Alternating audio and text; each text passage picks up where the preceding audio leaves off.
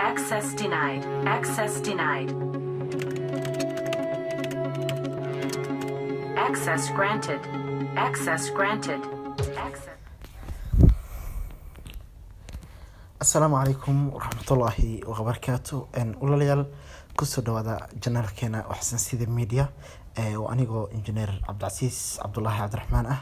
waxaanu bilaabi doonaa kooso inoo noqon doonto mid taxana ah hadduu Ilaahay yiraahdo oo ah ethical hacking. su-aasheena koowaad ee aan ku bilaabi doono waxa waaye waa kuma hackerku? Who are hackers? What's hacking? Waa maxay hacking? Hackingku waa penetration and testing. waa dhexgelid iyo tijaabin in lagu suubiyo systemska.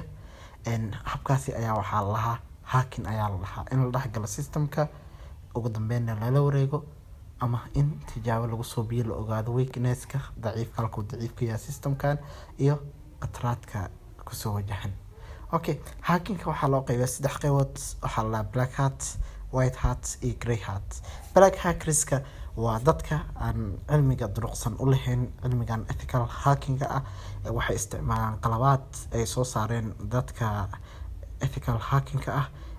maxay ahaydey kaliya waxay suubiyaan waxyaalo common ah si ay u helaan waxyaalaha ay doonayaan, data ay doonayaan. White hackerska dadkani waa dad professional ah, academic ah, jaamacad ugu soo baxay cilmigan hackinga ah, aqoon u leh.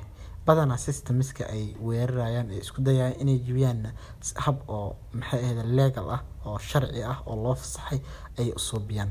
badanaa dadkan waxay ka shaqeeyaan bankiska iyo xarumaha dawladaha waaweyn. Grey hats ayaa jiro. Grey hatska waa maxay ahayd ma gaaraan dadkan white hackerska ah, laakiinse scripts iyo codes ay suubsadaan ayaga ay leeyihiin. sidoo kale waxay isticmaalaan instruments qalabaad oo ay maxay ahayd ku jibiyaan wax ku waxyeelayaan systemska. ethical hacking wuxuu u dhacaa dhowr nooc. marka koowaad maxay ahayd preparation ayaa la suubiyaa, isdiyaarin. marka xigta footprinting waxa la dhahaa ayaa la suubiyaa oo qofka waxa uu tirtiraadkiisi. marka saddexaad waxaa jiro wax magaca innovation and fingerprinting oo ah in information gathering la suubiyo warbixin in la aruuriyo. marka saddexaad identification of vulnerabilities meelaha daciifka oo systemkan ka yahay in la ogaado. marka ugu dambeysana tag ayaa la suubiyaa. marka intaas ayaan koorsadeena kusoo koobi doonaa. wassalaamu calaykum waraxmatullaahi wabarakaatu. koorsada waxaad kala socon doontaan waxsan sida media. waxay noqon doontaa mid taxana ah. insha Allah tacaala dhamaadka koorsadani waxaad awoodi doontaan in aad jibisaan maxay ahayd social media accountska haddii ay ahaan lahayd Facebook, Gmail ama maxay ahayd akoonada shakhsiga ah.